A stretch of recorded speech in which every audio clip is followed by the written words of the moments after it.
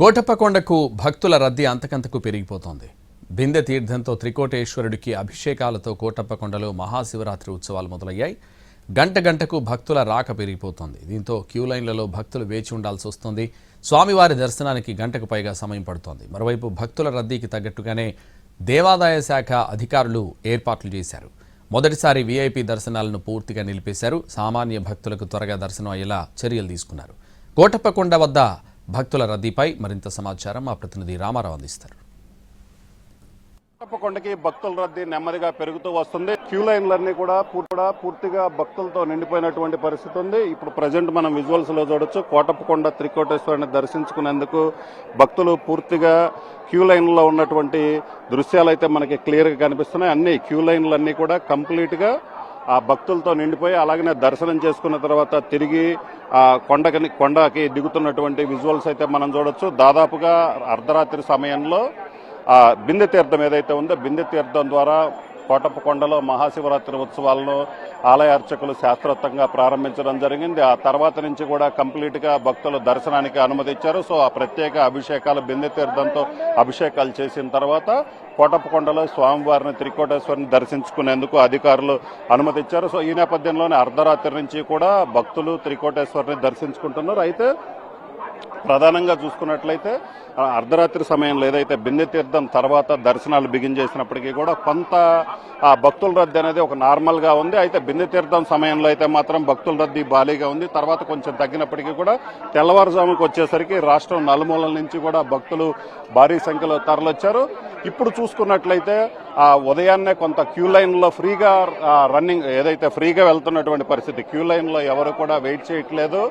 Wait చేయకుండా కంటిన్యూగా queue line లో నుంచి నడుస్తూ వెళ్తున్నారు. అయితే ప్రస్తుతం అయితే మాత్రం క్యూ లైన్లలో అయితే మాత్రం భక్తులు నిలబడాల్సిన పరిస్థితి, ఎందుకంటే రద్దీ పెరుగుతూ ఉంది. రాష్ట్రం నలుమూలల నుంచి కూడా భక్తులు వస్తున్న నేపథ్యంలోనే క్యూ లైన్లన్నీ కూడా కంప్లీట్ గా భక్తులతో నిండిపోయింది.